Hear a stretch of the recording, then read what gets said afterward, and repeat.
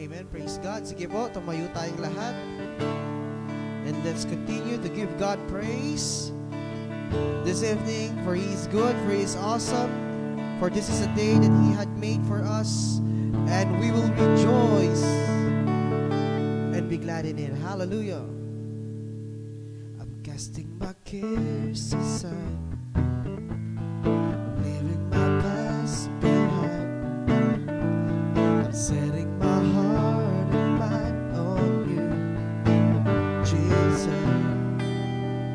I'm reaching my hands to you, believing there's so much more, knowing that all you have in store for me is good. It's good. Today's the day you have made. I will rejoice and be glad in it. Today's the day you have made. I will rejoice and be glad in it. And I won't worry about tomorrow. Trusting in what you say. Today's the day. Today's the day. Putting my fears aside, I'm leaving my doubts behind. I'm giving my hopes and dreams to you, Jesus. I'm reaching my hands to you, believing there's so much more, knowing that all you have in store for me is good. It's good. Today's the day you have made. I will rejoice and be glad in it. Today's the day you have made. I will rejoice and be glad in it. And I won't worry about tomorrow. I'm trusting in what you say. Today's the day you have made.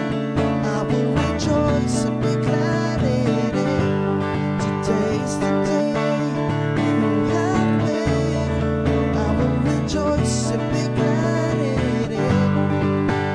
And I won't worry about tomorrow. I'm trusting in what you say. Today's the day.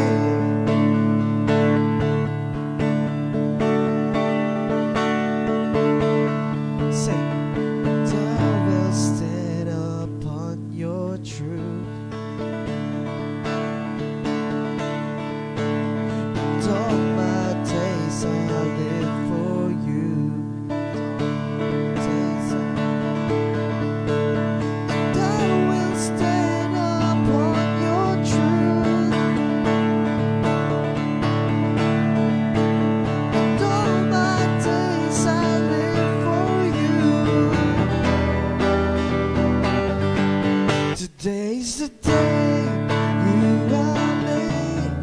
I will rejoice and be glad in it.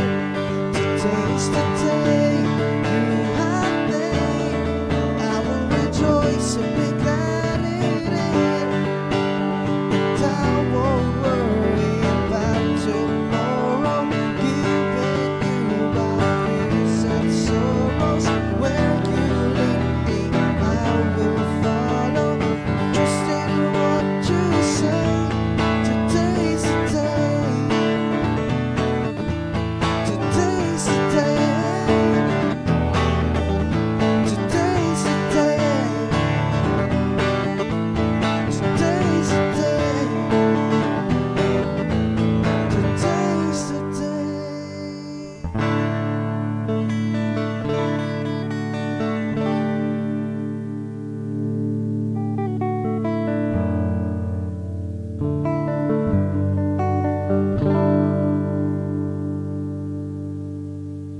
Oh, this is the day that you have made, oh God. And we will rejoice, Lord.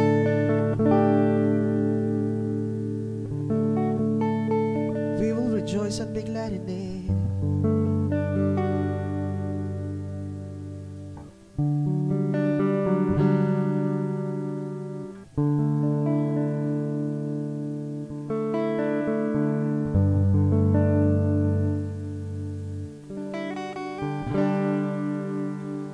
Holy Spirit come, Holy Spirit move.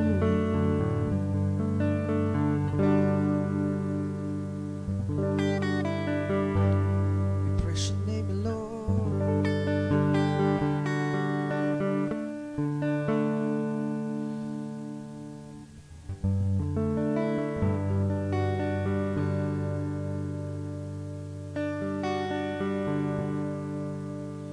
Hallelujah, we praise your name, Lord.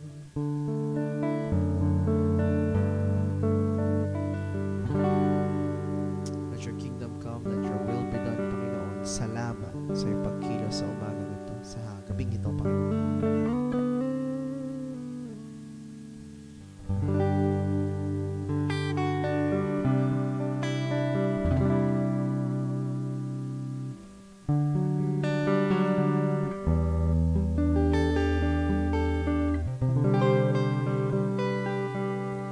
Thank you, Jesus. Hallelujah. Continue to move right now, Holy Spirit. Continue to manifest your power in our midst. Thank you, Lord.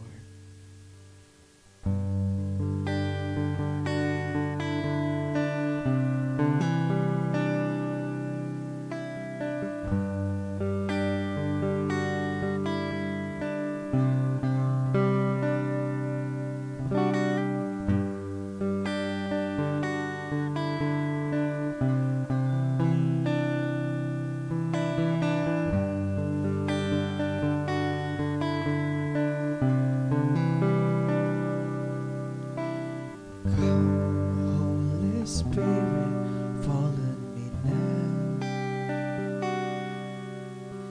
I need your anointing. Come in your power. I love you, Holy Spirit. You're captivating my soul. And every day I grow to love you more. Come, Holy Spirit, fall on me now. I need your anointing. Come in your power.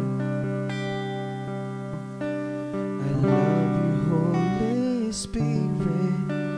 You're captivating my soul. And every day I grow to love you more.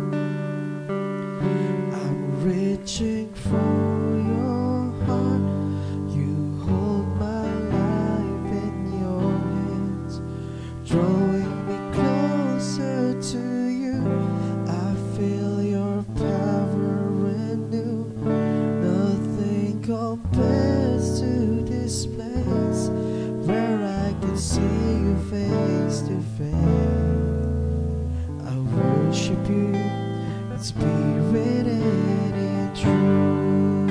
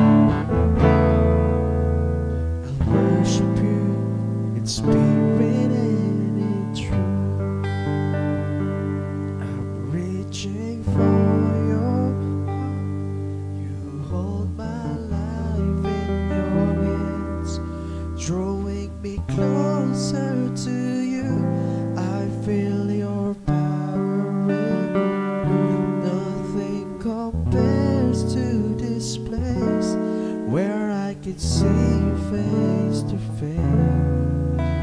I'll worship you in spirit and in truth.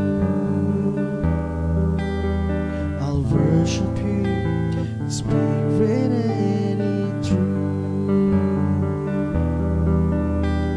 I'll worship you in spirit and in truth.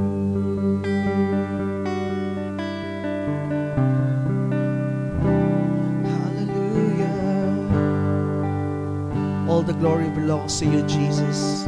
All the glory belongs to you, Lord. Father, in the name of Jesus, we bless this Whitney service. We bless your people. We bless your ministry, O God.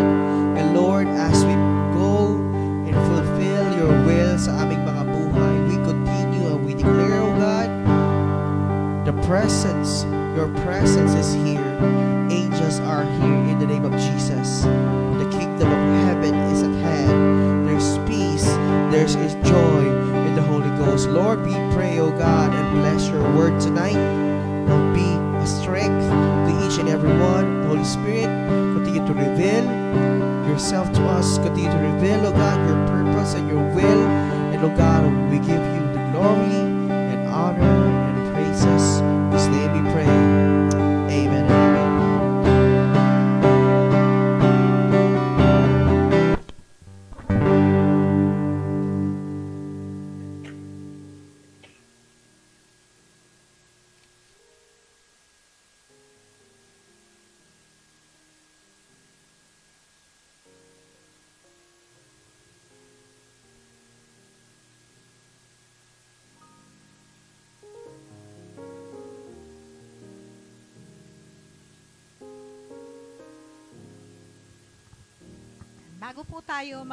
Bago po natin ipanalangin ang ating mga offering, meron po akong isi-share sa inyo about giving.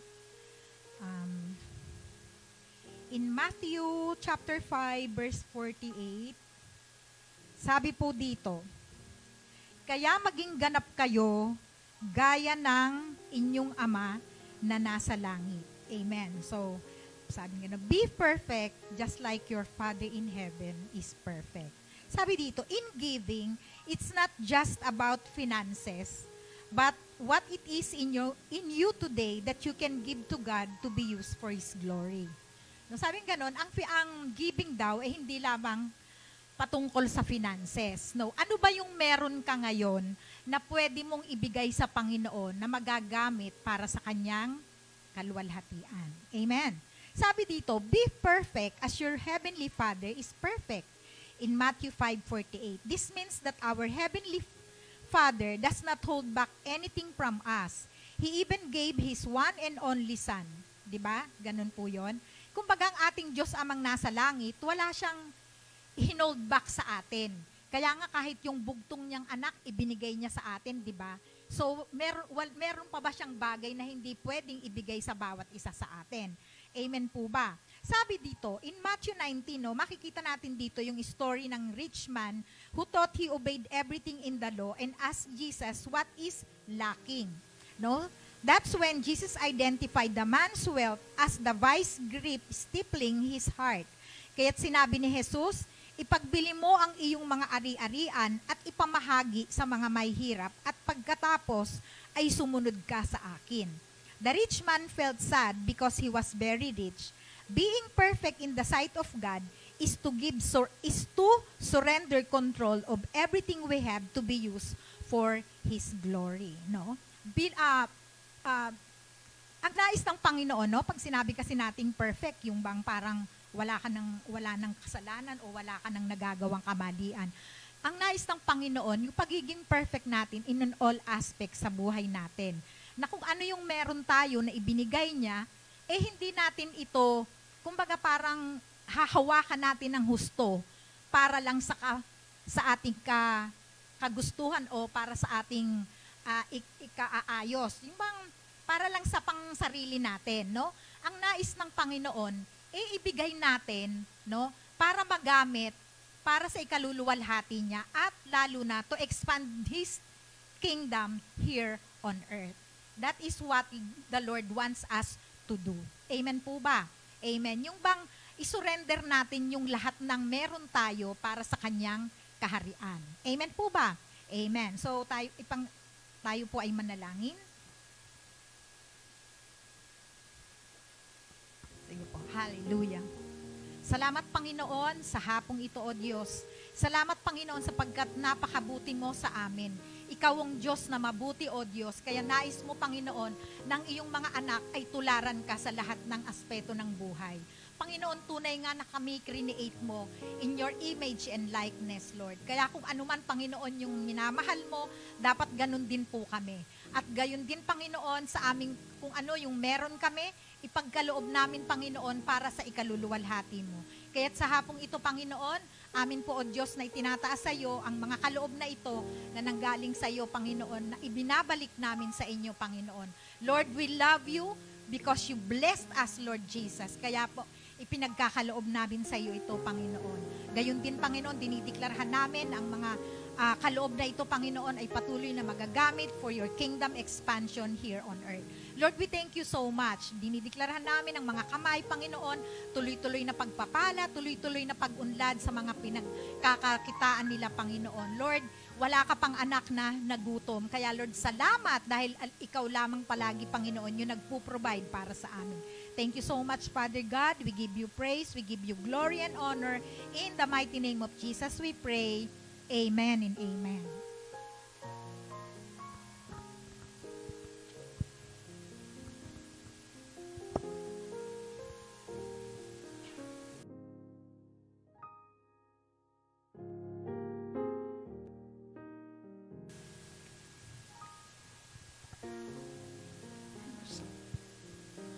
Amen. Isang pinagpalang hapon po sa ating lahat. Amen. Amen. Are we blessed? Amen. So before tayo mag-proceed sa ating message, tayo lahat ay manalangin. Hallelujah.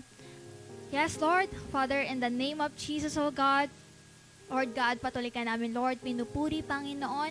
Patuloy ka namin, Lord, pinapasalamatan, O God, sa aming mga buhay, Panginoon. Lord, salamat, Lord, sa oras na to, Panginoon, ay pinagkaloob mo, O Lord, sa buhay ng bawat isa, O God. And Lord, maging sa online, Panginoon, salamat sa kanilang buhay, Panginoon. Holy Spirit, ikaw ang patuloy na magturo sa amin. Ikaw ang patuloy na kumilos sa aming service na to, O God. In the name of Jesus, maraming salamat, O Lord. Dinideklarasyon namin, Panginoon, na ang midweek service na to, Panginoon, ay patuloy, Lord, tagumpay na, Panginoon, in the name of Jesus, O God. At Lord, sa oras na to, Panginoon, patuloy namin dinideklarasyon, O God, ang iyong karunungan, Panginoon, ang iyong kaunawaan, O God, ang patuloy, Lord, na manguna, Panginoon, sa aming mga buhay, O God. In the name of Jesus, maraming salamat po, O God.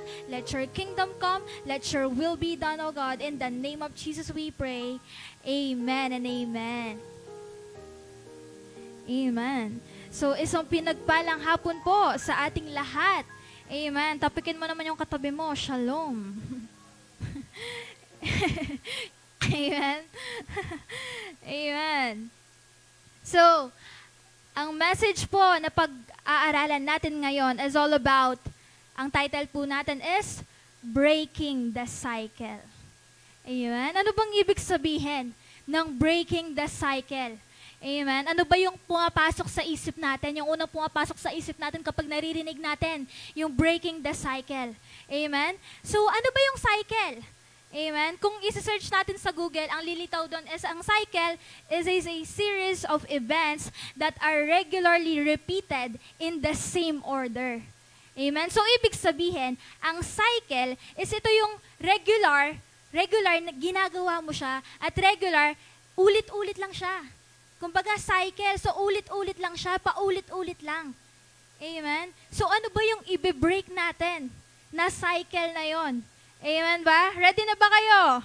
Amen. So today, ang sabi dito, the book of Judges described the first 350 years of Israel experience in Canaan. And this period also includes 7 cycles of Israel backsliding in their faith as a nation.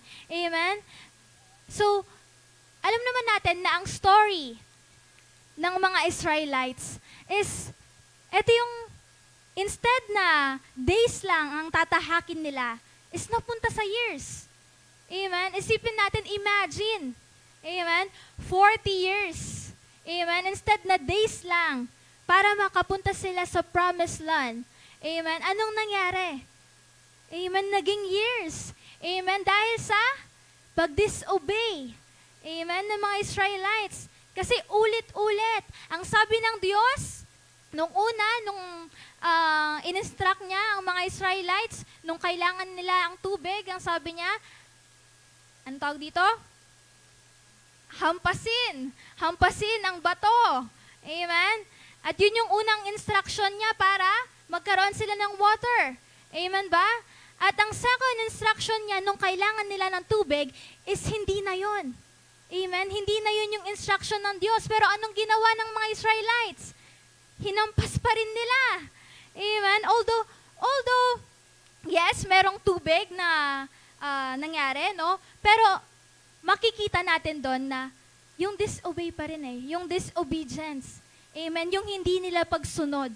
Amen? Kasi importante sa buhay natin bilang isang Kristiyano na matuto tayong sumunod sa mga instruction na ipinapagawa ng Diyos sa buhay natin. Amen ba? Amen. Ang sabi dito, even though this is history, it still happens to us today as Christians. Amen? Amen. Meron pa ring mga Kristiyano na parang nasa cycle sila. Ulit-ulit. Nasasabihin nila, na Lord, magbabago na ako. Na Lord, babaguhin ko na talaga yung sarili ko. Pero makikita mo, na ilang araw, ganun pa din. Amen? Amen? So, anong ibig sabihin nun? Amen? Hindi sila talaga nag-repent. Amen? Hindi sila totoong nag-repent. Kasi ang ibig sabihin ng repentance is change the way we think. Amen? So, ibig sabihin, hindi mo na kailangan bumalik pa dun sa nakaraan mo. Amen? Hindi mo na kailangan paggawin ulit kung ano yung ginawa mo dati. Amen? Amen ba? Kaya nga, even na history na yon, even na nakaraan na yon, past na yon yung sa mga Israelites, pero kasi this generation, meron pa ring nangyayari. Amen? Amen? Na sinasabi nila na hindi na nila uulitin. Amen?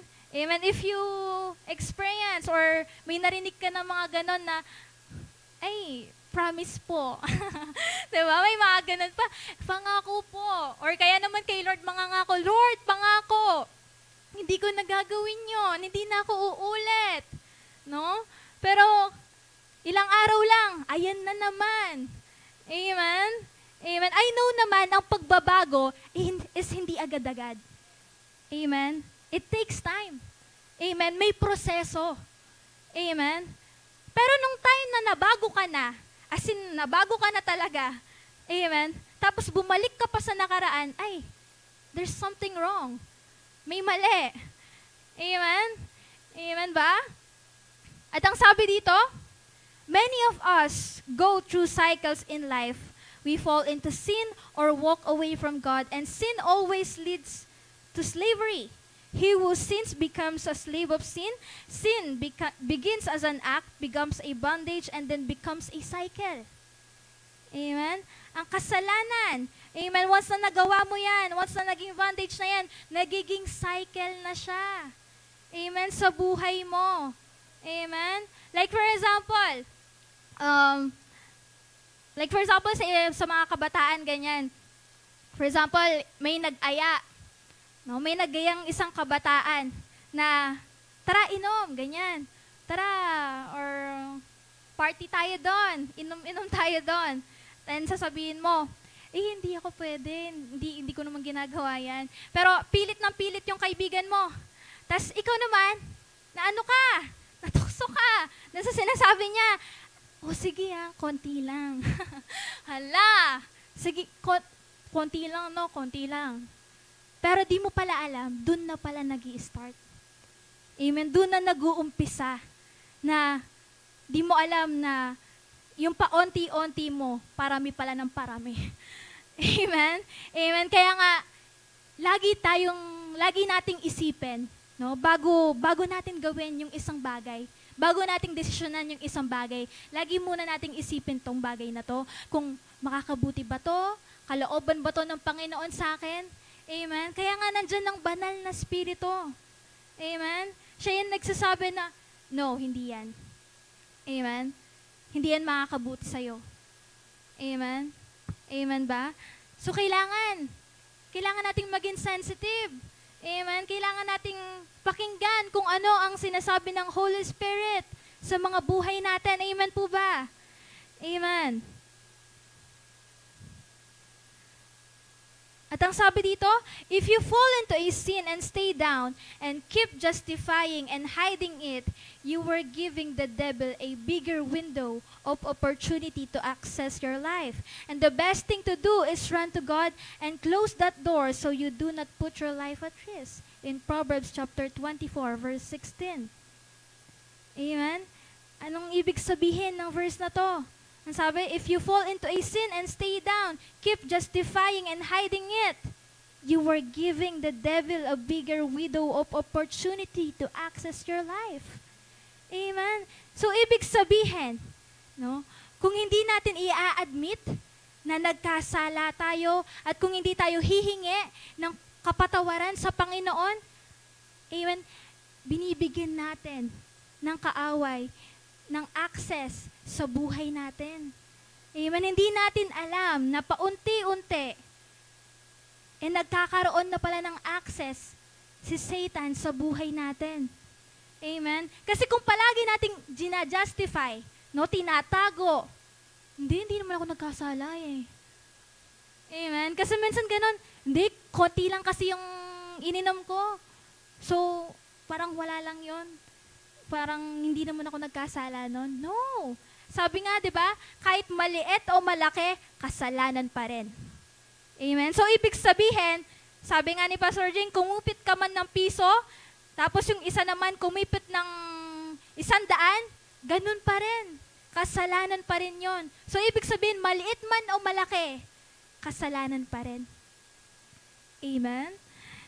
Amen? So, ibig sabihin, sa buhay natin, no, kung alam nating mali na tayo, huwag na nating i-justify.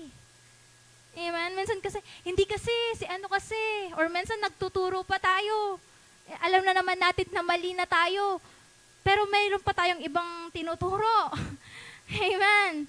Amen? So, if alam na nating mali tayo, huwag na nating i-justify pa. Amen? I-admit na natin. Kasi mas maganda nang i-admit natin. Amen? I-admit natin na nagkamali tayo, at humingi tayo ng kapatawaran sa Panginoon. Amen po ba?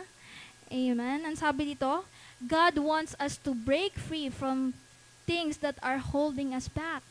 And ang tatalakayin po talaga natin ngayon is sa Book of Judges.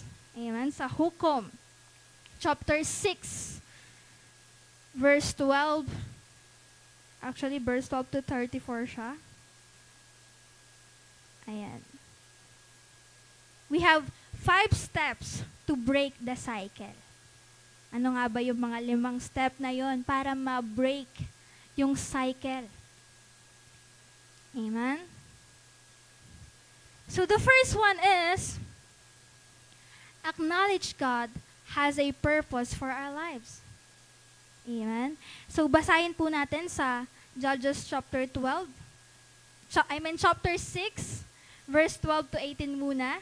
So, ang sabi dito? Okay. Nagpakita sa kanya ang anghel ni Yahweh at sinabi sa kanya, sumasa iyo si Yahweh, magiting na lalaki. Ang sabi ng anghel kay Gideon, ang sagot ni Gideon, verse 13, sumagot si Gideon, mawalang galang na po. Kung talagang kasama namin si Yahweh, bakit ganito ang nangyayari sa amin?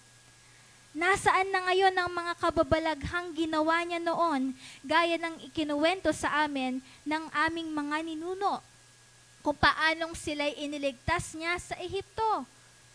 Pinabayaan na kami ni Yahweh sa kamay ng mga Midyanita. Verse 14, sinabi sa kanya ni Yahweh, lumakad ka at gamitin mo ang buong lakas mo upang iligtas ang Israel mula sa mga Midyanita.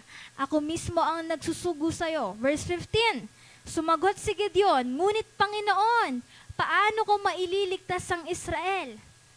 ang aming angkan ng pinakamahina sa lipi ni Manases, at ako naman ang pinakahamak sa pamilya namin. Verse 16, sinabi sa kanya ni Yahweh, makakaya mo ito sapagkat tutulungan kita. Matatalo mo ang mga Midianitang ito na para ka lang lumaban sa isang tao. Verse 17, sumagot si Gideon, kung ako po ay talagang kalugod-lugod sa inyo, bigyan ninyo ako ng palatandaang kayo nga po ang nag-uutos sa akin. Verse 18, huwag po muna kayong umalis at hahainan ko kayo ng pagkaing handog. Hihintayin kita, sagot ni Yahweh. So, doon nagtatapos. Yung verse 12 to 18. So, kung makikita natin dito, amen, na itong story ni Gideon, doon sa verse 12 to 18 muna po, is merong dumating na anghel. Amen? Na sinasabi, sumasa-iyo si Yahweh, magiting na lalaki. Ang sabi ng anghel kay Gideon. Pero anong sagot ni Gideon? Sabi ni Gideon, kung talagang kasama namin si Yahweh, bakit ganito yung nangyayari sa amin? Amen? So tinatanong niya ang anghel na bakit ganito yung nangyayari sa amin kung nasa sa amin si Yahweh, kung kasama namin si Yahweh. Ang sabi ni Gideon,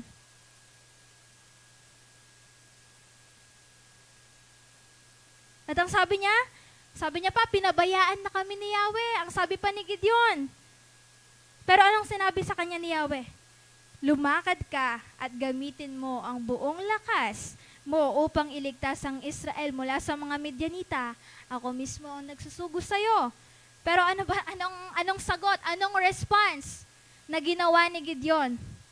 Na Lord, sabi niyang ganyan, na Lord, kami yung pinakamahina sa lipi ng Manases at ako yung pinakahamak sa pamilya namin. So paano? Amen? So paano ko maliligtas ang mga Israelites? Amen? So kung makikita natin dito, ang unang response ni Gideon is, kumbaga, nag-aalinlangan siya na paano niya maililigtas ang mga Israel. Kung yung angkan nila is yun yung pinakamahina. Amen? Yun yung response. Yun yung response ni Gideon. At ang sabi dito, Gideon and the people of Israel were experiencing trouble, yet they kept blaming God for the mess they were in. However, they were living out the consequences of the sin and rebellion. Amen? So, nung time na yon, nung si Gideon and the people of Israel were experiencing trouble, yet they kept blaming God. No? Biniblame pa nila ang Panginoon, which is hindi naman gawa ng Diyos yun. Amen? Kasi nga, sila yung may gawa mismo, pero tinatanong nila ang Diyos na, Lord, bakit nangyayari sa amin to? Amen? O diba, minsan, nangyayari sa atin to na ginawa natin tong bagay na to, nakasalanan natin kung bakit nangyayari itong mga bagay na to sa atin. Then, after that, parang tinatanong pa natin ng Diyos na, Lord, bakit nangyayari sa amin to? Bakit mo ginawa to sa amin? Amen? Pero hindi tayo aware na tayo pala yung gumawa nun. Hindi tayo aware na tayo pala yung may kasalanan kung bakit nangyayari ito sa buhay natin. Amen? Kasi lagi nating tatandaan, sa lahat ng mga ginagawa natin is may consequences. Amen? Mabuti man yan o hindi, mayroong consequences. Amen? Amen po ba? And sabi dun sa Judges chapter 6 verse 13, Pardon me, my Lord, Gideon replied, but if the Lord is with us, why has all this happened to us? Where are all his wonders that our ancestors told us about when they said, Did not the Lord bring us up out of Egypt? But now the Lord has abandoned us and given us into the hand of Midian. When God called out Gideon, he tried to make all kinds of excuses for why he couldn't do what God wanted, and we do too.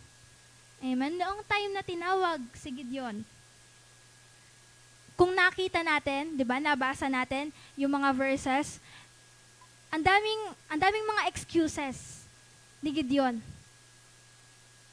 bago siya pumayag. Amen? Ang dami niya mga excuses. na Lord, bakit? Parang sinasabi niya, bakit kami? Kasi kami yung pinakamahina. So, paano ko matutulungan ng mga Israel? Amen? So, ang dami niyang mga excuses. Amen? Ang dami niyang mga dahilan para lang hindi magawa kung ano ang pinapagawa ng Panginoon. Amen? Meron ba sa buhay natin, meron bang time na tinawag tayo ng Panginoon dito sa bagay na to? Pero, dahil akala mo hindi mo kaya, dahil akala mo, eto lang yung kaya mong gawin, then nireject mo? Amen? Ako nung time, I want to testify this, na nung time na sinabi nila sa akin, nung 13 years old ba ako, nung 14, nung time na sabi ni Pastora, ako daw magpipreach, sabi niya sa akin, actually si Ate Jera ang nagsabi. Ganyan, sabi niya, ako raw magpipreach. But that time, ang sabi ko sa isip ko, bakit ako? Kasi, di ba, bata pa ako noon, ganyan. Tapos ako magpipreach ako sa mga kabataan, ganyan, ang daming kabataan. So, ako yung magpipreach. Sabi ko, kay Ate J, totoo ba yan? Ate J, pwede bang sa iba na lang araw, ganyan? Amen.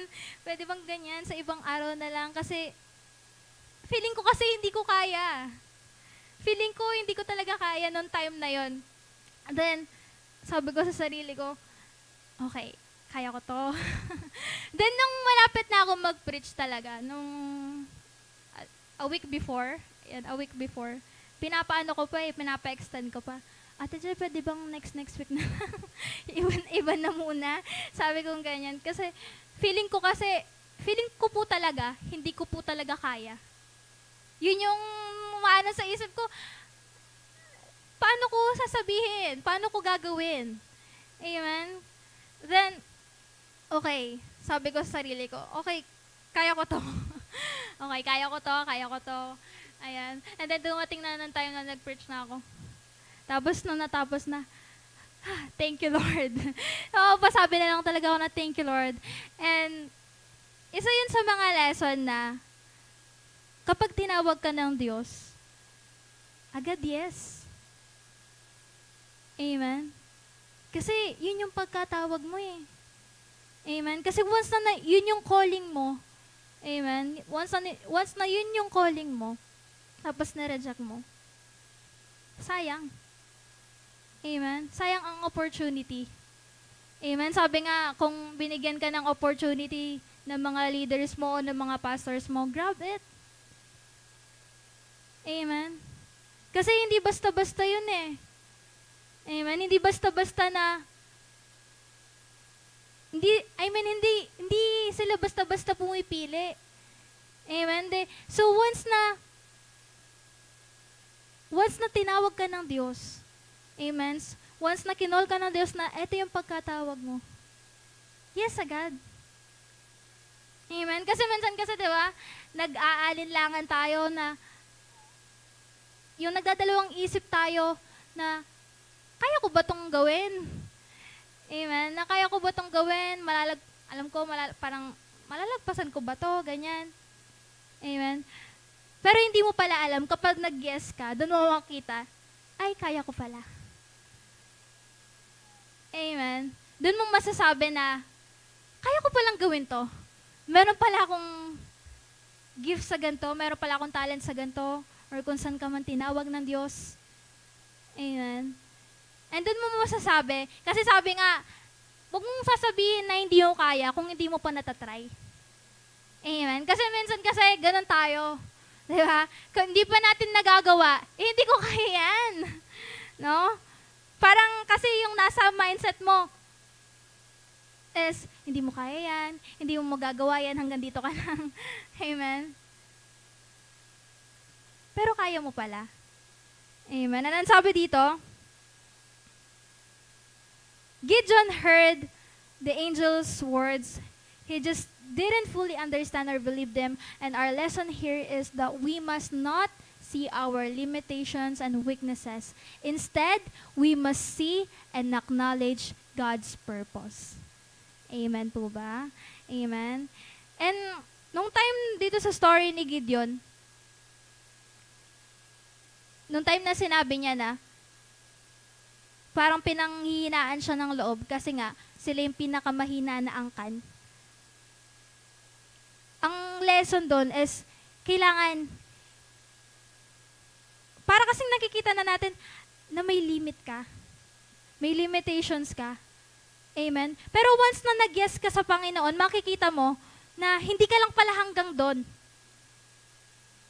Amen? Na meron ka pa palang ibubuga. Amen? Kasi minsan yung nasa mindset natin na akala mo hanggang dito ka lang, hanggang dito lang yung kaya mo, pero hindi mo pala alam kapag isinurrender mo sa Panginoon, nag-yes ka sa Panginoon, gagawin niyang posible yung mga imposible na nasa utak mo. Amen? We must not see our limitations and weaknesses. Instead, we must see and acknowledge God's purpose. Amen? Kasi we need to acknowledge na may purpose ang Diyos sa mga buhay natin. And once we see and acknowledge the purpose of God in our lives, hindi tayo magko-complain. Hindi tayo magrereklamo. Amen? Kasi alam mo na may purpose ang Diyos sa buhay mo. So if you know na may purpose ang Diyos sa buhay mo, hindi mo sasabihin na hindi mo kaya. Amen? Hindi ka magrereklamo na, Lord, bakit ganito? Bakit ganito yung nangyayari? Pero dahil in-acknowledge mo na may purpose ang Diyos sa mga buhay natin, hindi ka na nag-complain. Amen? Kasi alam mo, sa mga nangyayari sa buhay mo, alam mo sa sarili mo na, ay may purpose ang Diyos. So kung ano man yung nangyayari sa buhay ko ngayon, alam ko may purpose ang Diyos. Amen? So second is take action. It's a demonstration of our faith and trust. So mababasa natin sa verse 19 to 24. Basahin natin. So sabi dito, umuwi nga si Gideon at nagluto ng isang batang kambing at gumawa ng tinapay na walang pampaalsa mula sa 5 salop na harina. Pagkaluto, inilagay niya ang karne sa basket at ang sabaw sa isang palayok. Inihain niya ito sa anghel ni Yahweh sa ilalim ng malaking puno. Verse 20, sinabi sa kanya ng anghel, ipatong mo sa malaking batong ito ang karne at ang tinapay. Pagkatapos, buhusan mo ng sabaw. Yun nga ang ginawa ni Gideon. Verse 21, ang karne at ang tinapay ay hinawakan ng anghel ni Yahweh sa pamamagitan ng tungkod. May lumabas na apoy mula sa bato at nasunog ang karne at ang tinapay. Pagkatapos, ang anghel ni Yahweh ay nawala sa kanyang paningin. Verse 22, saka pa lamang naunawaan ni Gideon na anghel nga ni Yahweh ang nakausap niya. Dahil dito, kinalabutan siya sa takot at sinabi, Panginoong Yahweh, tulungan mo po ako.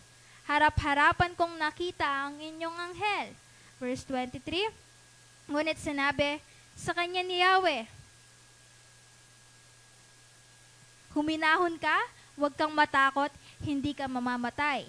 Verse 24, at si Gideon ay nagtayo roon ng isang altar para kay Yahweh na tinawag niyang si Yahweh ay kapayapaan. Hanggang ngayon ay naroon pa sa Ofra ang altar sa lugar na sakop ng angkan ni Abiezer. Amen. So kung makikita natin dito, noong time na hindi pa siya naniniwala dun sa, kung mababasa natin dun sa verse, ano bang verse yun? Verse 12 to 18. Kung makikita natin doon, hindi pa naniniwala si Gideon dun sa anghel. Amen? Kasi kung mababasa natin dito, naniwala pa lang siya noong time na may lumabas na apoy mula sa bato at nasunog ang karne at ang tinapay. Pagkatapos ang anghel ni Yahweh ay nawala sa kanyang paningin, saka pa lamang naunawaan ni Gideon na anghel nga ni Yahweh ang nakausap niya. So, ibig sabihin, sa verse 12 to 18 is hindi niya pa naunawaan na anghel yon ni Yahweh. Amen? Dito niya palang naunawaan, dito sa verse 19:24. Amen? So kung makikita natin dito, yung second natin, di ba, is take action. It's a demonstration of our faith and trust. Ang sabi dito, God called Gideon to take action upon what he was asking him to do. And Gideon was called to tear down the altars and rebuild a holy one and then sacrifice. And God was asking him to confess and repent of any sin. No? So kung makikita natin doon, amen, anong ginawa ni Gideon? Noong time na may ipinagawa ang Panginoon sa kanya. Amen? Tama, sumunod siya. Amen? So, ibig sabihin, di ba, ang second point natin is take action. Kasi yun yung demonstration ng ating pananampalataya at pagtitiwala. Amen? So, despite dun sa parang hindi niya nauunawaan na yun pala ang anghel ni Yahweh, pero sinunod niya ang Diyos. Amen? Sabi, diba, called Gideon to take action upon what he was asking him to do. Amen. Anong ginawa ni Gideon? Sumunod siya. Amen. Dahil nagtitiwala siya, dahil may tiwala siya, at pananampalataya siya sa Panginoon. Amen. So sabi dito, when we take action, we always get to choose which path to take. So when we choose to put our faith and trust in God, He will give us peace. Amen? Even when our emotions want to rule, God will give us peace in the midst of the storms. Amen po ba? So, ibig sabihin, kung pinili natin sa buhay natin, kung mas pinili natin na magtiwala sa Panginoon, na manampalataya sa Panginoon, ang sabi dito, He will give us peace. Bibigyan niya tayo ng kapayapaan. Amen? Hindi lang yun. Amen? Bibigyan niya tayo ng kagalakan. Amen? So, ibig sabihin, if we choose to put our faith and trust in God, ma-experience natin or mararanasan natin yung mga kamangha-mangha na gagawin ng Diyos sa ating mga buhay. Amen? Amen? At naniniwala naman ako dito na nagtitiwala tayo sa Diyos. Amen. Nananampalataya tayo sa Diyos. Amen po ba? Amen. Amen. Di ba? Sabi ito, God will give us peace in the midst of life's storm. So, ibig sabihin, no, kahit sa kalagitnaan ng buhay mo na nahihirapan ka, kalagitnaan ng buhay mo na may problema ka, bibigyan at bibigyan ka niya ng kapayapaan. Amen. Ang sabi nga ni Pastor Jing about dun sa joy, sa kagalakan, sa joy. Ang sabi, 'di ba? Ang joy na kahit yung joy mismo, kahit may problema ka, meron ka pa ring joy. Yun yung joy. Amen. Yun yung joy. Na ibig sabihin, kahit masaya ka, kahit malungkot ka, kahit galit ka, meron ka pa ring joy sa puso mo. Kasi ang joy, alam nyo ang joy, eternal. Amen. Walang hanggan. Amen. So, ibig sabihin, no? Kasi minsan, Lord, gusto ko ng happiness. Lord, gusto ko maging masaya. Bakit hindi natin i-ask na, Lord, gusto ko ng kagalakan? Na, Lord, gusto ko ng joy. Amen. Na hindi nawawala, na kahit may problema ako, meron pa rin akong joy, kaya nakakangiti ka pa rin ngayon kahit may problema ka, kapatid. Amen? Amen? Kaya nga makikita mo sa mga kapwa nating Kristiyano, makikita mo na parang masaya pa rin sila. No? Makikita mo na nakangiti pa rin sila. Amen? Nakangiti pa rin sila despite dun sa mga nararanasan nila. Amen? Amen? Kasi talaga ibang-iba talaga kapag may Diyos ka sa buhay mo. Amen? Ibang-iba talaga. Amen? Dahil kapag kay Kristo ka, nag-glow ka. Amen? Tingnan mo nga yung katabi mo. Tingnan mo nga yan kung nag-glow ba yan. Amen. Amen. Okay, next. The third one is, obey God's word regardless of our feelings. Verse 25 to 27. Sabi dito, kinagabihan, sinabi ni Yahweh kay Gideon, kunin mo ang toro ng iyong ama at isa pang toro na 7 taong gulang. Gibain mo ang altar ni Baal na ipinagawa ng iyong ama at putulin mo ang rebulto ni Asherah sa tabi nito. Pagkatapos, magpatong-patong ka ng mga bato sa ibabaw ng burol na ito bilang altar para kay Yahweh na iyong Diyos. Pagputulin mo ang rebulto ni Asherah at gawin mong panggatong sa ibabaw ng altar. Ialay mo roon ang pangalawang toro ng iyong ama bilang handog na sinusunog. Verse 27. Kaya't isanama ni Gideon ang 10 sa kanyang mga tagapaglingkod at ginawa ang sinabi sa kanya ni Yahweh. Gabi nang gawin niya ito sapagkat natatakot siya sa kanyang pamilya at sa mga taong bayan. Amen. So, anong ibig sabihin nito? Amen. Ano bang ibig sabihin ng third point natin na obey God's word regardless of our feelings? Amen. Kasi kung makikita natin, si Gideon, sumunod siya kahit may takot siya sa puso niya. Kahit natatakot siya, sumunod pa rin siya. Kahit pinanghihinaan siya ng loob, kasi nga dahil mahina ang angkan nila, ganyan, kahit pinanghihinaan siya ng loob, sumunod pa rin siya. Amen. Ang sabi dito, immediately God tells Gideon to do something. Cut out down the sin or the high places. God asks us to do the same. Cut out or tear down the sin in our life where we have placed other things as more important than Him. Anong ibig sabihin nito? Cut out or tear down the sin in our life where we have placed other things as more important than Him.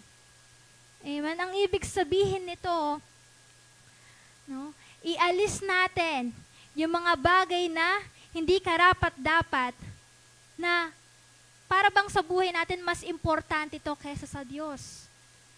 Amen. Na kailangan mas importante ang Diyos kaysa sa mga bagay na ginagawa natin. Amen. Amen. Kasi minsan, ang nangyayari, nagiging second na lang ang Diyos. Amen.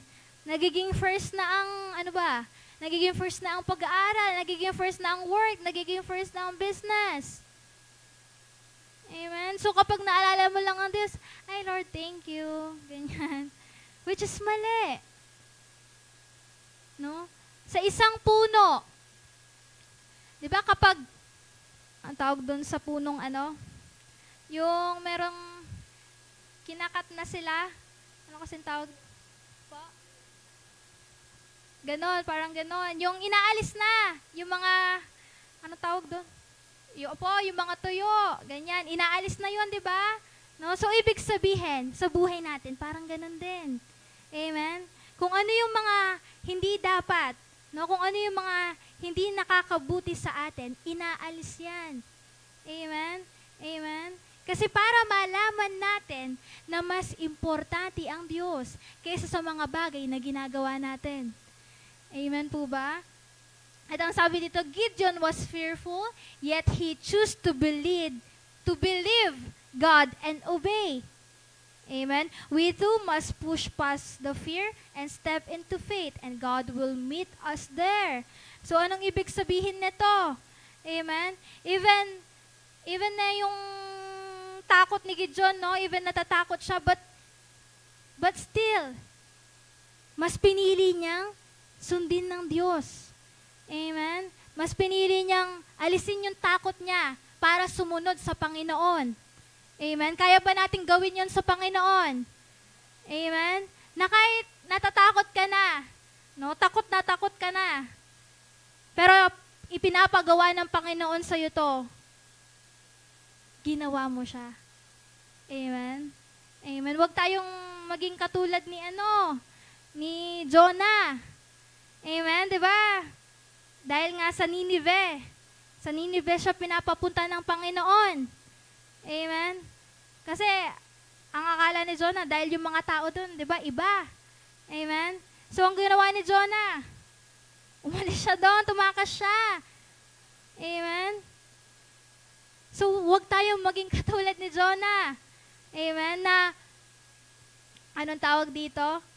Iniiwasan natin or hindi natin pinapansin. Parang ganito lang yon. Nagpapapansin na ang Diyos, pero hindi mo pa rin pinapansin.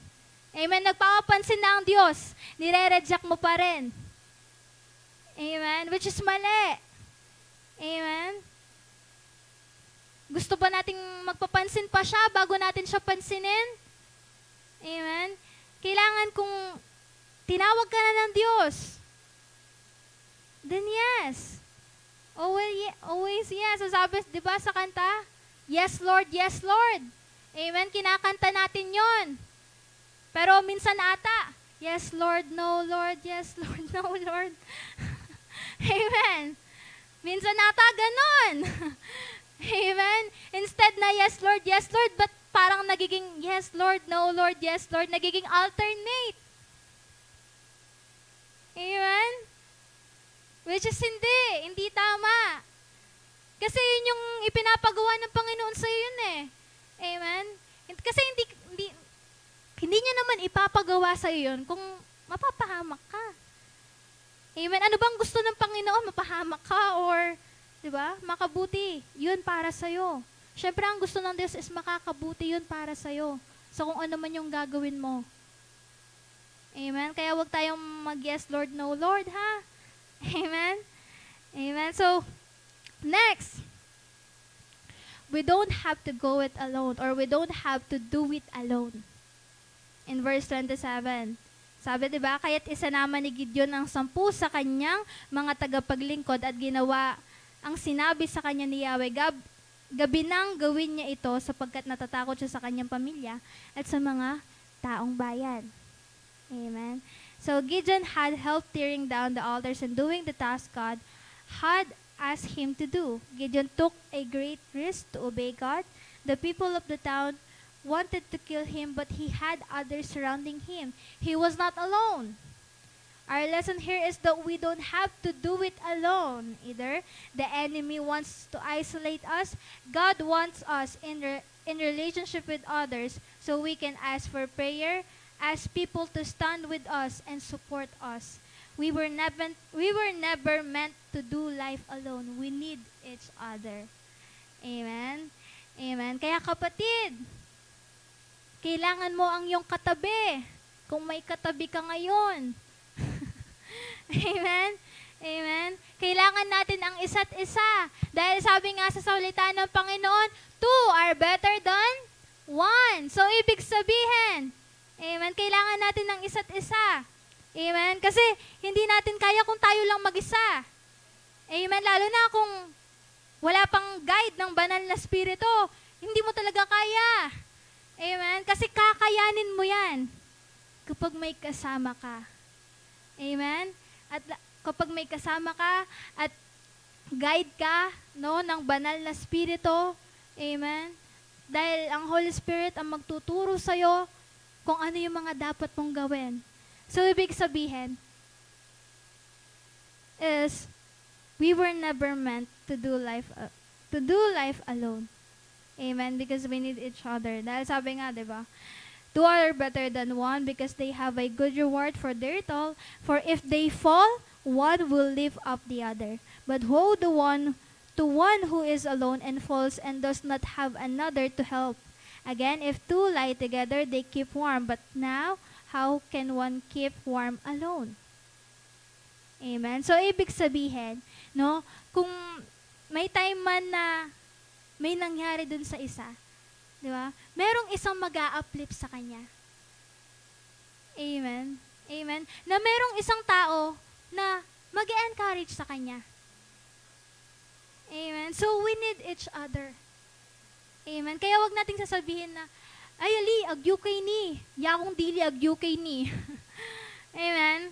No? Kasi minsan, hanggang salita lang tayo. No, sasabihin natin, kaya natin to. Hindi, kaya ko to.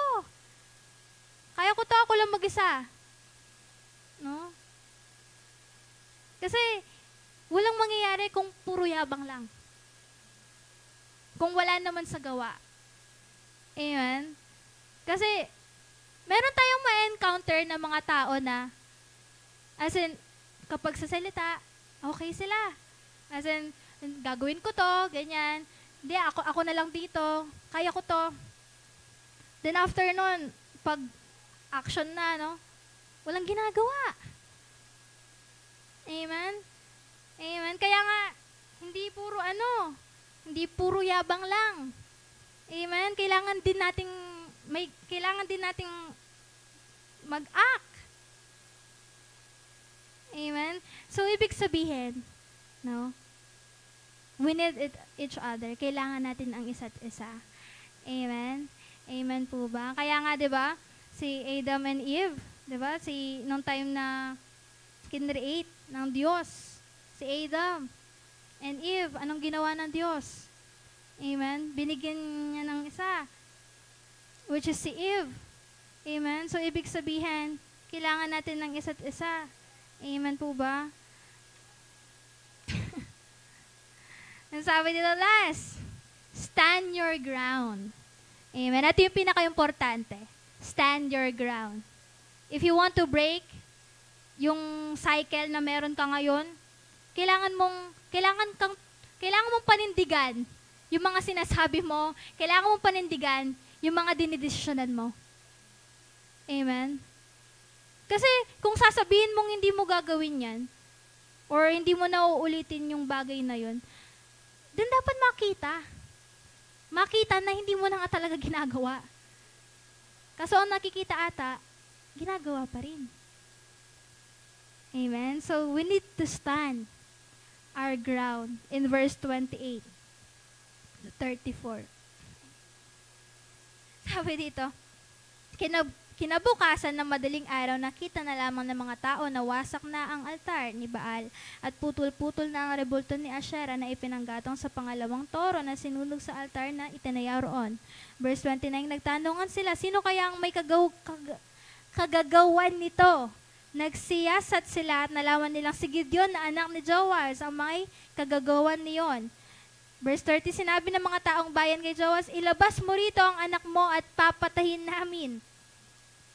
Giniba niya ang altar ni Baal at pinagputol-putol ang rebulto ni Asherah sa tabi ng altar. Verse 31, sumagot si Joas, ipinaglalaban ba ninyo si Baal? Ipinagtatanggol niyo ba siya? Sino mang makipaglaban para sa kanya ay papatayin bago mag-umaga. Kung siya'y talagang Diyos, hayaan ninyong ipagtanggol niya ang kanyang sarili. Di ba't kanyang altar ang giniba? Verse 32, mula noon si Gideon ay tinaguri ang Jerubbaal dahil sa sinabi ni Joas na hayaan niyong ipagtanggol ni Baal ang kanyang sarili. Hindi ba't sa kanya naman ang altar na giniba? Verse 33, ang mga Midianita, Amalekita at iba pang mga lipi sa silangan ay sama-samang tumawid sa ilog Jordan at nagkampo sa libis ng Jezreel. Verse 34, lumukob kay Gideon ang espiritu ni Yahweh, hinipan niya ang trumpeta bilang hudyat na sumunod sa kanya ang mga kalalakihan ng angkan ni Abiezer. Amen? Amen? Kasi if we stand our ground, no, kung mag-stand tayo sa kung ano yung sinabi natin or sa kung ano yung ginagawa natin ngayon. Amen? Kasi sabi dito, opposition will always come when you step out in obedience to the Lord. Amen? Because the enemy will fight to maintain his foothold. Sadly, sometimes people who should be supporting you will criticize you.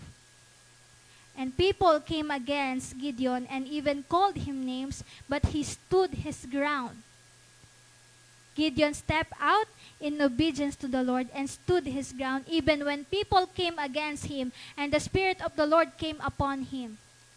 Stand your ground when opposition comes because God will stand with you. Amen. So, anong ibig sabihin nito? Amen. Ano ba yung lesson ng storya ni Gideon? No?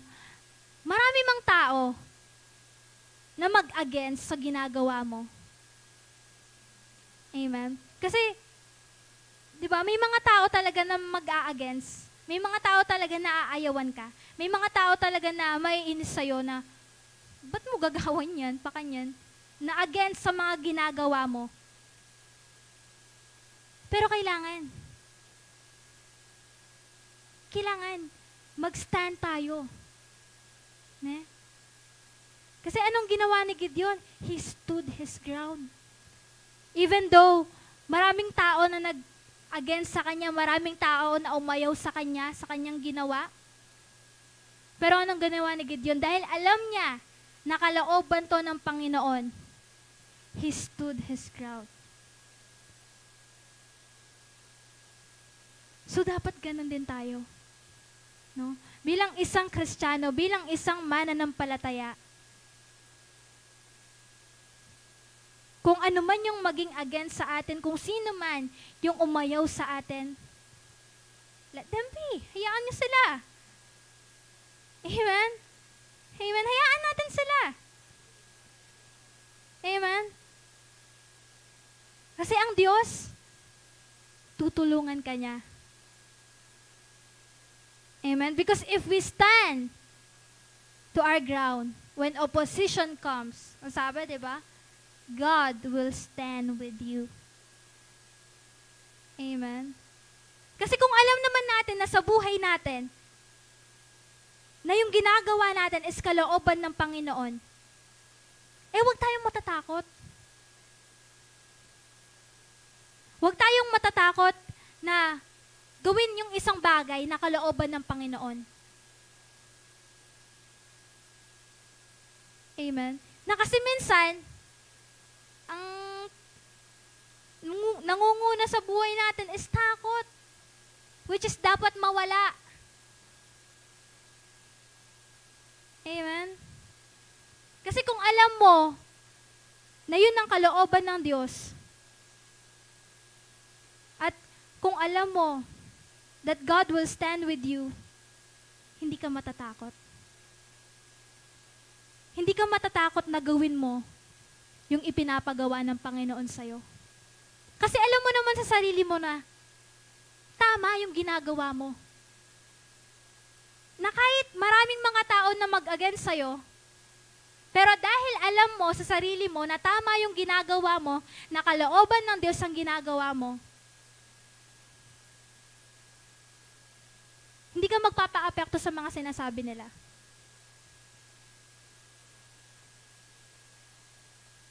Amen po ba? At ang sabi dito, conclusion, God is calling us to cut out and tear down the places in our lives that are holding us back. And it's time to break the cycle and break free into the things that God has called us to do. Amen? Ulitin ko. God is calling us to cut out and tear down the places in our lives that are holding us back. And it's time to break the cycle and break free into the things that God has called us to do.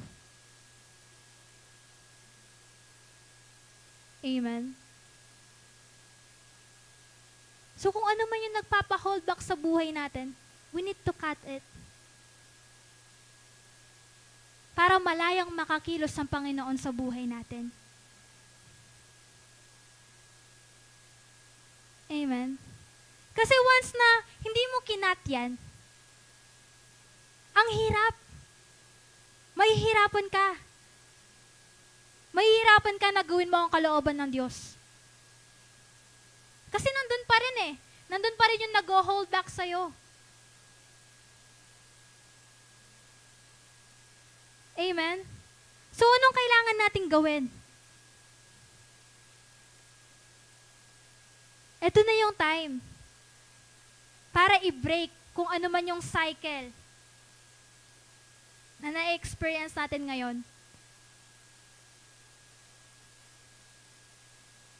And break free dun sa mga bagay na tinawag tayo ng Diyos sa buhay natin. Amen po ba? Amen? So, ayun lang po. I hope may natutunan ng bawat isa. Amen? So, you are all blessed.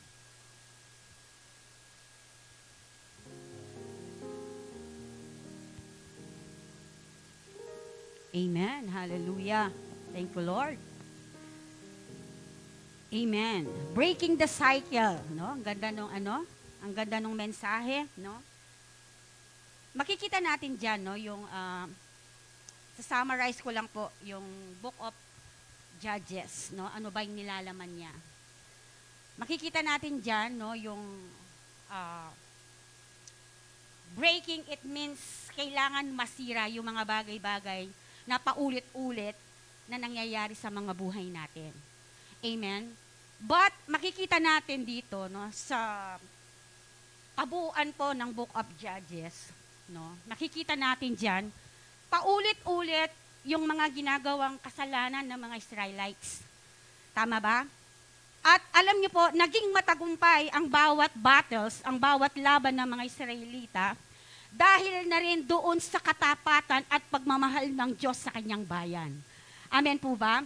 At ang gusto ng Panginoon, no, marami dito sa Book of Judges, no, na mga hukom na kung saan talagang makikita natin sila na sila ay pinili ng Lord, ni Lord Jesus, no, pinili sila, no, para manguna, no, sa bawat battles na kanilang kaharapin.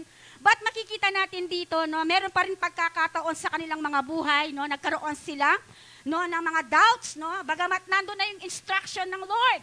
Amen? Ando na yung instruction ni Lord sa kanila na kung ano yung mga dapat nilang gawin.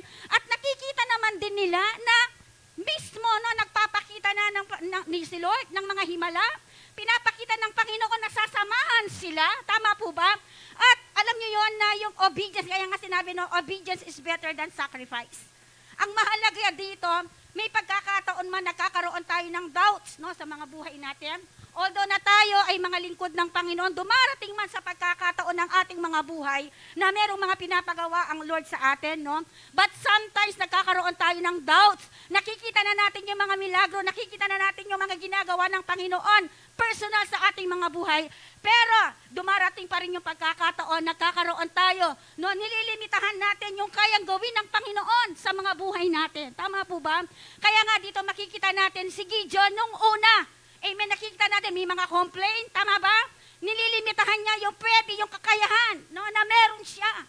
Pero, no, ano yung ipinakita ng Panginoon? Ipinamalas pa rin ni Lord, no, kay Gideon, kung ano yung kaya niya, no? At naniniwala po ako, lahat ng mga pinili ng Panginoon, lahat ng mga servant ni Lord, no, sabihin mo sa katabi mo, kaya mo kung ano yung meron ka. Amen?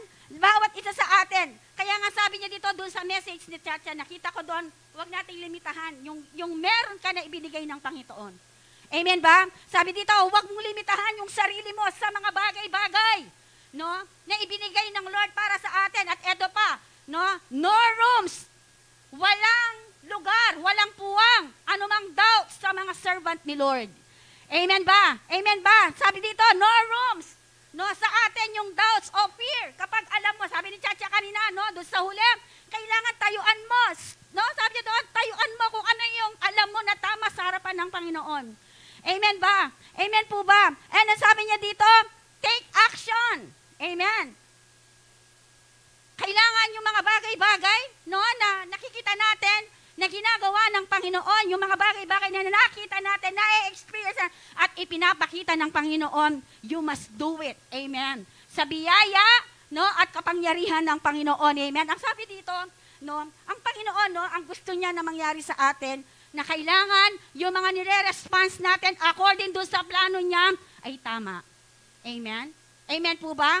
At mapangyayari lang po yon, yung sinasabi ng, thy will be done, thy kingdom come, thy will be done. Ang sabi dito, on earth as it is in heaven. Amen? Amen po ba? Kaya nga sabi niya dito, malinaw na malinaw, no? May mga instruction, nalilimitahan si Gideon, but nakikita natin siya, sinamahan pa rin siya ni Yahweh. Sa bawat battles, sa bawat sitwasyon na ating pinagdadaanan, kasama natin si Lord. Amen. Gaano man yung mga pagsubok na pinagdadaanan natin, no? Ang Panginoon kasama natin siya. Amen. Kaya nga sabi ng salita ng Diyos, hindi kanya iiwan, hindi kanya pababayaan. Amen. Meron pang sinabi sa Book of Deuteronomy, ano man ang hahawakan ng iyong mga kamay, saan man dadalhin ang iyong mga paa, pagpapalain, no? Pagpapalain ang lahat ng hahawakan natin at lahat ng tatapakan natin. Amen ba? Amen ba? So ang sabi dito, the last, no? Sabi dito, no? Makikita natin dyan, Etong maganda. Sa kabila ng mga bagay na may takot, si Gideon, na limit, no? Meron siyang limitasyon doon sa mga bagay-bagay, no, na gusto niyang gawin, no? But ang maganda dito, sumunod siya. Amen. May pagkakataon sa mga buhay natin, nagkakaroon tayo ng lack of trust sa Panginoon, nagkakaroon tayo ng doubt, nagkakaroon tayo ng fear. Pero ang hinahanap ng Panginoon sa atin, yung pagsunod. Amen. Kaya nga merong sinasabi, obedience is better than sacrifice. Amen. Meron mang pagkakataon sa mga buhay natin, wag nating hayaan na yung cycle ng buhay natin. Kung alam natin na ito ay ikasisira natin, sabi ni Chacha kanina, cut it, putulin na. Amen. Amen. Putulin ang mga bagay-bagay na hindi nakakatulang personal sa ating paglago sa Panginoon. At kapag ang sinabi ng Panginoon, ito yung dapat nating gawin, you must do it. Amen ba? Amen ba? Patuloy nating wasakin. Breaking it means pagsira, sirain. Cycle, it means paulit-ulit na mga nangyayari. Paulit-ulit na ating ginagawa. No, kaya nga sabi kanina, we need to repent. Kailangan natin itong ilapit sa Panginoon. At kapag tayo ay nag-repent sa harapan ng Panginoon, ang sabi ng Lord, huwag nang balikan. Amen. Sige, lahat tayo ay tumayo. Magpasalamat tayo sa Panginoon sa oras na to. Thank you, Lord. Hallelujah. Thank you, Jesus. We glorify your name, O God. Hallelujah. O, sambahin ang ngalan mo, Ama. Thank you, Lord. Salamat, Panginoon, sa oras na to. Kami nagpapasalamat, Panginoon, sa iyong mensahe sa gabing ito. Lord, patuloy namin binibreak every cycle ng mga buhay namin na hindi nakalinya sa iyong harapan. Binibreak namin, Panginoon, every cycles, O God, every sin, Lord God, every doubt, every fear, Panginoon, na meron kami sa oras na to, Panginoon. Lord, patuloy, Panginoon, Lord, sa iyong mga kamay po namin ipinagkakatiwala, Panginoon. Kung meron man, Lord, sa lahat ng mga onliners namin, sa lahat ng mga nandito ngayon, Panginoon, Lord, patuloy namin inilalapit sa iyo ang aming mga buhay, ang aming mga sarili, Panginoon, Lord. Hayaan mo, Panginoon, na kami, Panginoon, ay lumakad, Lord, ng may katuwiran at ng may kabanalan, Panginoon. Sa aming paglakad sa iyo, Panginoon, dinideklara po namin ang pagsama mo, Panginoon. Lord, may pagkakataon man sa mga buhay namin, nagkakaroon man kami ng doubt, nagkakaroon man kami ng fear, Panginoon. Subalit, Panginoon, Lord, ang hinahanap mo sa amin, Panginoon, ay ang pagsunod. Buong, Panginoon, buong pagtitiwala, Panginoon. Lord, lahat ng aming gagawin, Panginoon, sa aming mga buhay.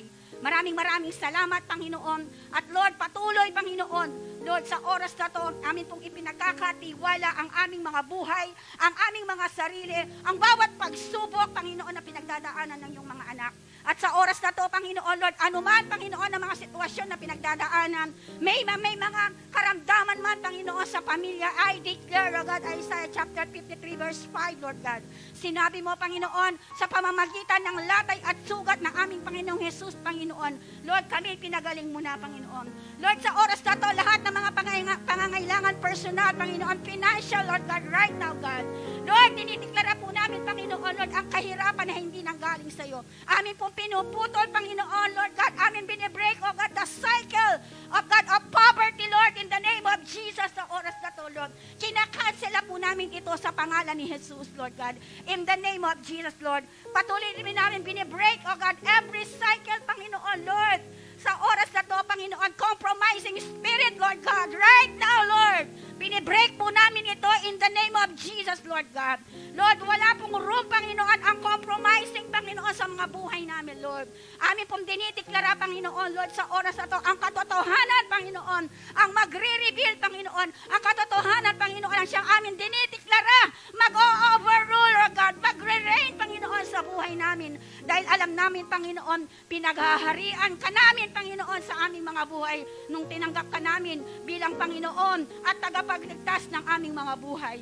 Ama, maraming salamat. At sa oras na to, Panginoon, Lord, kung meron man mga pinagdadaanan, Panginoon, Lord, ang mga nakakarinig sa oras na to, Lord, hayaan mo, Panginoon, Lord, katulad, Lord God, ng istorya ni Gideon, Lord, nakita po namin ang pagsama mo, Panginoon, sa kanyang buhay. Nagkaroon man ng takot, nagkaroon man ng limitation, yung kakayahan niya, but still, Lord, Ipinakita mo, Panginoon, ang pagsama mo, Panginoon, sa kanyang buhay. Ganon din sa amin, Panginoon. Lord, thank you, Lord, for your word. At amin po, Panginoon, dinideklara, sinaselyuhan, Panginoon, sa oras na to, Panginoon, ang lahat po ng aming mga onliners, Lord, they are blessed. Lord, ang provision mo at ang pabor mo, Panginoon, Lord. Lord, ang amin dinideklara, Panginoon, sa oras na to na kumilos, Panginoon, sa kanilang mga buhay, Lord. Tuloy-tuloy ang pagpapala, tuloy-tuloy, Panginoon, ang milagro, Panginoon, Lord, sa kanilang mga buhay, Panginoon. Maraming salamat, Amang. Patuloy namin dinideklara, O God, the shalom of God, nothing lacking, nothing missing, Lord God, in the name of Jesus. Maraming salamat, Amang. Sa iyo ang papuri, sa iyo ang pasasalamat, sa matamis at pangalan lamang ng aming Panginoong Jesus. At ang lahat ay magsabi ng Amen and Amen. Hallelujah.